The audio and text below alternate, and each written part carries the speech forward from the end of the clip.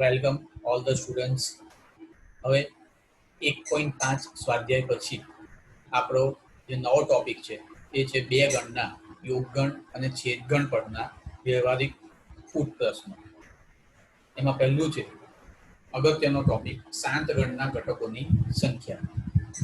અત્યાર સુધીના આપણા અભ્યાસમાં આપણે જે યોગગણ, છેદગણ, તફાવત ગણ, પૂરક ગણ વગેરેમાં ઘટકો શોધ્યા આપણે.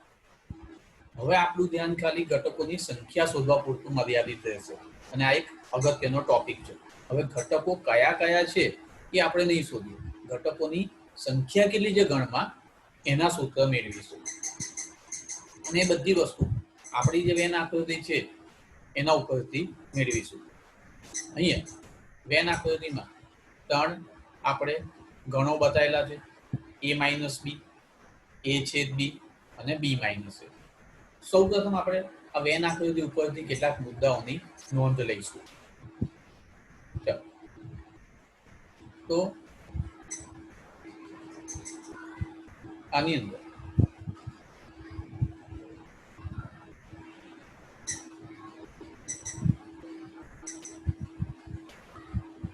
આ જે રંગીન ભાગ છે એ a માઇનસ બી છે અને બીજો રંગીન ભાગ બતાવ્યો છે એ a છેદ બી છે. હવે વિચારો કે આ a માઇનસ બી અને a છેદ બી બંનેનું યોગગણ લેવામાં આવે તો કયો ગણ મળે? હું એક જ કલરથી એને બતાવી દઉં એટલે ખ્યાલ આવે. તો તમે જોઈ શકો છો કે a માઇનસ બી અને a છેદ બી એનો યોગગણ લઈએ તો આપણને ગણ a મળે છે. ઓકે, પહેલા આપણે આ બાબતની નોંધ લઈશું.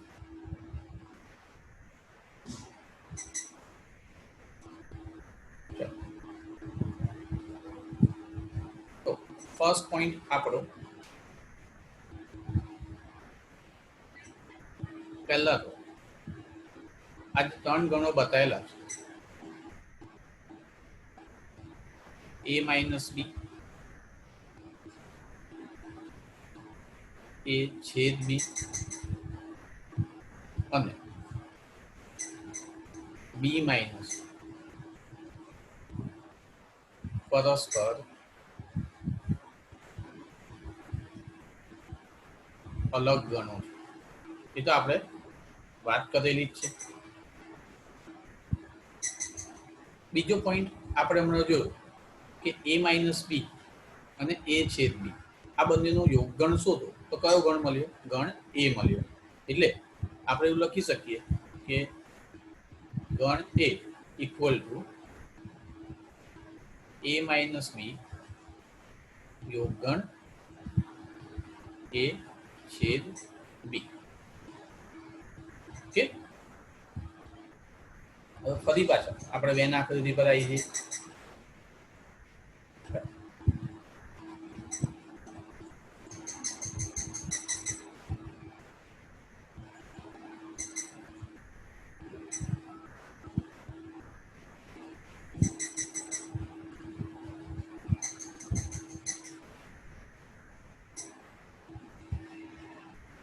હવે આ જે રંગીન ભાગ છે એ બી માઇનસ એ ગણ બતાવે છે. આ ભાગ બીજો રંગીન ભાગ એ a છેદ બી બતાવે છે. હવે સેમ રીતે આપણે આ બંનેનું યોગગણ શોધીએ તો ગણ બી મળશે આપણને. ઓકે, એની પણ નોંધ આપણે લઈશું જે તમે વેન આકૃતિ ઉપરથી જોઈ શકો છો.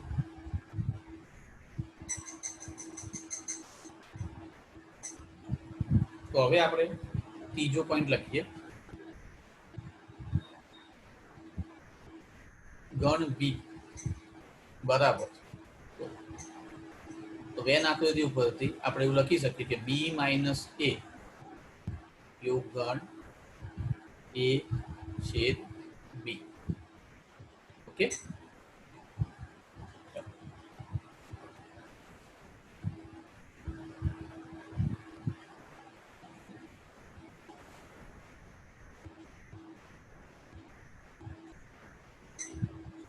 હવે આપણે આ ત્રણેય ગણ a માઇનસ બી, a છેદ બી અને b માઇનસ આ ત્રણેય ગણ એનો યોગગણ લઈએ. એ માઇનસ બી, એ છેદ બી અને બી માઇનસ એ. ત્રણેય ગણોનો યોગગણ જો તો કયો ગણ બતાવે છે? એ અને બી નો યોગગણ બતાવે છે તે. ઓકે, તો આની પણ આપણે નોંધ લઈશું.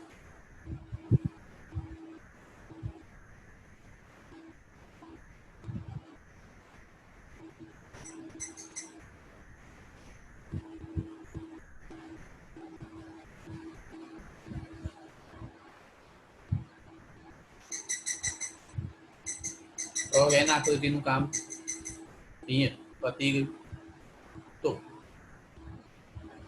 એ યોગગણ બી ઇક્વલ કયા ત્રણ ગણનો યોગગણ આવ્યો? એ માઇનસ બી, યોગગણ એ છેદ બી, યોગગણ બી માઇનસ. તો આ 4 પોઈન્ટ ખાસ યાદ રાખજો. ફરીથી જોઈ લો, આપણે આ બધી વસ્તુ વેન આકૃતિ ઉપરથી જ લખી છે. એ માઇનસ બી, એ છેદ બી અને બી માઇનસ એ પરસ્પર અલગ ગણો છે. ગણ એ બરાબર એ માઇનસ બી યોગગણ એ છેદ બી. એ જ રીતે ગણ બી ઇક્વલ ટુ બી માઇનસ એ યોગગણ એ છેદ બી અને એ યોગ બી equal to A minus B યોગગણ એ છેદ બી યોગગણ બી માઇનસ એ. સાથે સાથે આ જ વેન આકૃતિ ઉપરથી આપણે બીજા બે પોઈન્ટ પણ નોંધ કરી શકીએ છીએ. એ માઇનસ બી આ પણ યાદ રાખજો ઇક્વલ એ છેદ બી ડેશ. આ બંને સમાન ગણ થાય છે, એ માઇનસ બી અને એ છેદ બી ડેશ. એ પણ તમે વેન આકૃતિ ઉપરથી સાબિત કરી શકો છો. અને એ જ પ્રમાણે B minus A is equal to B છેદ એ ડેશ. આટલા પોઈન્ટ આપણે ધ્યાનમાં રાખીશું અને આના ઉપરથી આપણે શાંત ગણના ઘટકોની સંખ્યા શોધવાના સૂત્ર હવે મેળવીશું. હવે આપણો મેઇન ટોપિક છે. આટલા મુદ્દા ધ્યાનમાં રાખીને શાંત ગણના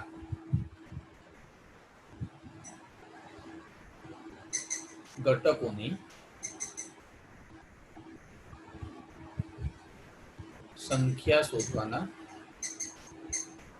સૂત્ર. મેં આગળ જ કહ્યું કે હવે ફક્ત આપણે ગણના ઘટકોની સંખ્યા શોધવા પર ભાર આપીશું.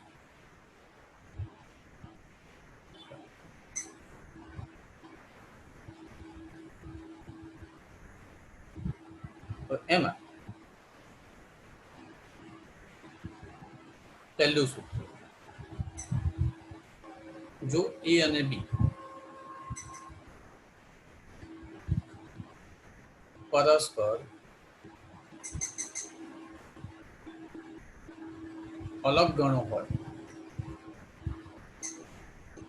તો એ યોગ બી ના ઘટકોની સંખ્યા બરાબર એ ના ઘટકોની સંખ્યા વત્તા બી ના ઘટકોની સંખ્યા. હવે એ અને બી પરસ્પર અલગ ગણ છે, એટલે કે બંનેમાં કોઈ સામાન્ય ઘટક નથી. એટલે જુદા જુદા ઘટકો હશે બંનેમાં તદ્દન. તો એ યોગ બી ના ઘટકોની સંખ્યા ઇક્વલ ટુ એ ના ઘટકોની સંખ્યા વત્તા બી ના ઘટકોની સંખ્યા. ક્યારે? જ્યારે એ અને બી અલગ ગણ હોય ત્યારે. તો આ સૂત્ર આપણને એવું સૂચવે છે કે જ્યારે પણ કોઈ બે ગણ અલગ ગણ હોય તો એમના યોગગણના ઘટકોની સંખ્યા એ બંને ગણમાં આવેલા ઘટકોની સંખ્યાના સરવાળા જેટલી થાય છે. આ મુદ્દો ધ્યાનમાં રાખજો.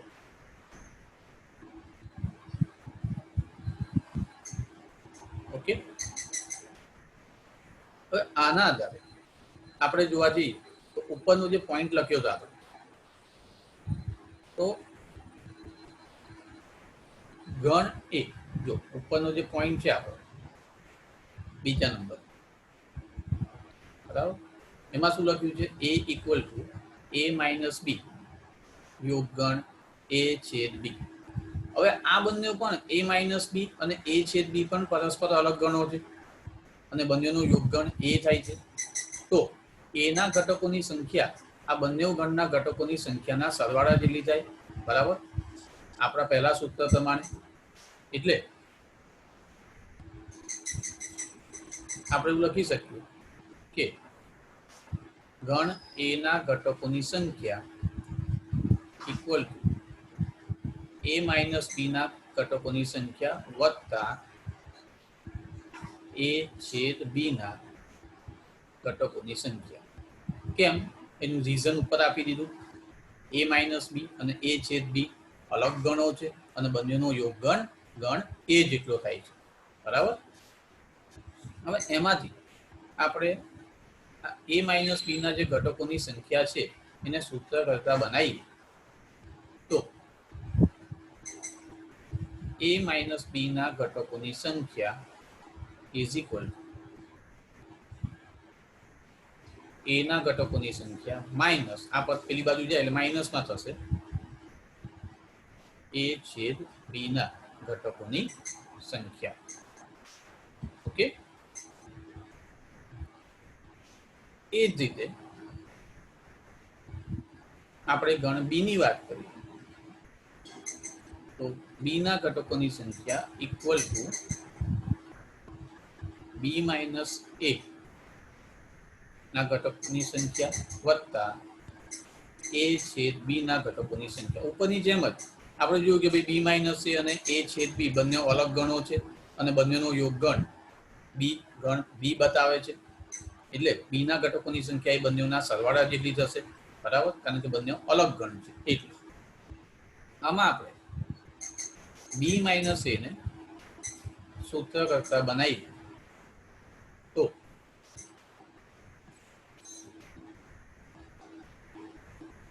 બી ના ઘટકોની સંખ્યા માઇનસ એ છેદ બી ના ઘટકોની સંખ્યા જેટલું થશે. આ સૂત્ર પણ નોંધી લેવાનું.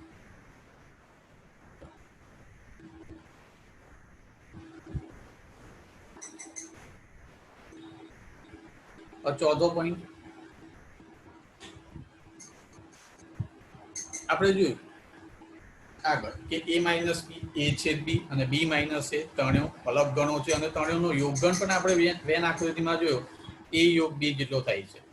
તો અહીંયા એ યોગ બી ના ઘટકોની સંખ્યા બરાબર આપણે એવું લખી શકીએ એ માઇનસ બી ના ઘટકોની સંખ્યા વત્તા એ છેદ બી ના ઘટકોની સંખ્યા વત્તા બી માઇનસ એ ના ઘટકોની સંખ્યા. આ ત્રણ ગણો અલગ ગણો છે અને ત્રણેયનો યોગગણ એ યોગ બી જેટલો થાય છે, એટલે આ પ્રમાણે લખ્યું. તો એમાંથી આપણે બીજા અને ત્રીજા સૂત્રમાં એ માઇનસ બી અને બી માઇનસ એના ઘટકોની સંખ્યા શોધવાના સૂત્ર લખ્યા છે. તો બીજા અને ત્રીજા પરિણામ ઉપરથી આપણે n of A minus B લખી શકીએ છીએ. બોલો શું લખાય? એનું સૂત્ર છે n of A minus N of A છેદ બી. ક્યાંથી આવ્યું? તો કે ભાઈ બીજા સૂત્ર ઉપરથી આવ્યું. વચ્ચેનું જે પદ છે એ એઝ ઇટ ઇઝ લખીશું એન ઓફ એ છેદ બી અને બી માઇનસ એનું સૂત્ર છે બી માઇનસ એના ઘટકોની સંખ્યા શોધવાનું એ ત્રીજા સૂત્ર ઉપરથી આપણે આવ્યું. ત્રીજા મુદ્દા ઉપરથી n of B minus N of A છેદ બી. ઓકે, હવે આ માઇનસ એન ઓફ એ છેદ બી અને પ્લસ એન ઓફ એ છેદ બી એ કેન્સલ થઈ જાય. ઓકે, એટલે અહીંયા મેઇન આપણું આ એક સૂત્ર મળી ગયું એ યોગ બી ના ઘટકોની સંખ્યા શોધવાનું n of A plus n of B minus N of A છેદ બી. આ સૂત્ર નોંધી લો ખાસ અને યાદ રાખી લો. સૂત્ર સમજીને યાદ રાખજો. એક જ વેન આકૃતિ ઉપરથી મેં બધા સૂત્ર તમને સમજાયા છે. ઓકે,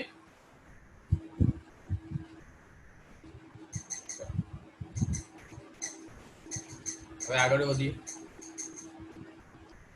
પાંચમો પોઈન્ટ છે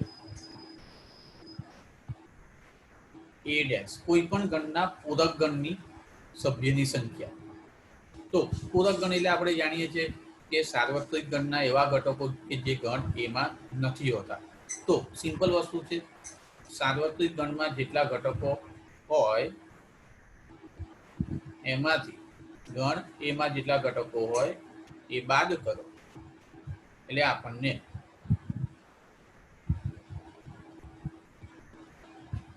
એના પૂરક ગણની સંખ્યા મળી જાય. બરાબર છે. તો n of a dash equal to n of u minus n of a થશે. એટલે કોઈ પણ ગણના પૂરક ગણના ઘટકોની સંખ્યા આ રીતે મળે.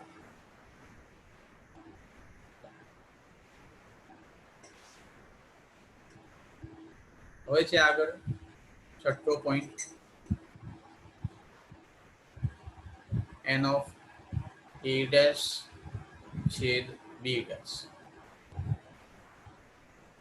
એટલે કે ગણ a અને b બંનેમાં ન હોય, ગણ a અને b બંનેમાં ન હોય તેવા ઘટકોની સંખ્યા આપણે શોધવાની છે.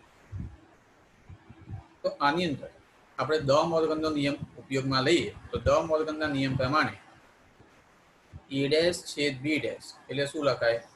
a યોગ b આખાનો ડેશ લખાય. હવે આ થયો a યોગ b ના પૂરક ગણની સભ્યની સંખ્યા. તો હમણાં જ મેં કીધું કે કોઈ પણ ગણના પૂરક ગણની સંખ્યા શોધવી હોય તો સાર્વત્રિક ગણમાંથી આપણે a યોગ b ના ઘટકો માઇનસ કરીશું. અહીંયા જો n of u minus n of a યોગ b. બરાબર. સાર્વત્રિક ગણમાંથી a યોગ b ના ઘટકોની સંખ્યા બાદ કરો એટલે a યોગ b ના પૂરક ગણના સભ્યની સંખ્યા આવી જાય. આ સૂત્ર થઈ ગયું. હવે અહીંયા જે n of a યોગ b આવે છે, બરાબર, a યોગ b ના ઘટકોની સંખ્યા જો ન આપી હોય તો આપણે ઉપરનું જે સૂત્ર છે ચોથા નંબરનું એનો ઉપયોગ કરી અને પહેલા a યોગ b ના ઘટકોની સંખ્યા શોધો અને પછી આ સૂત્ર પ્રમાણે a ડેશ છેદ b ડેશ ના સભ્યની સંખ્યા મળી જશે. એ જ રીતે માનો કે આપણે a ડેશ યોગ b ડેશ, બરાબર, એના સભ્યની સંખ્યા જોઈએ છે. તો અહીંયા પણ આપણે દ મોર્ગનના નિયમનો ઉપયોગ કરીએ તો a ડેશ યોગ b ડેશ એટલે a છેદ b આખાનો ડેશ આવશે. એટલે a ડેશ યોગ b ડેશ ના સભ્યની સંખ્યા બરાબર n of u minus n of a છેદ b. ઓકે, આ બધા સૂત્રોની નોંધ લેજો.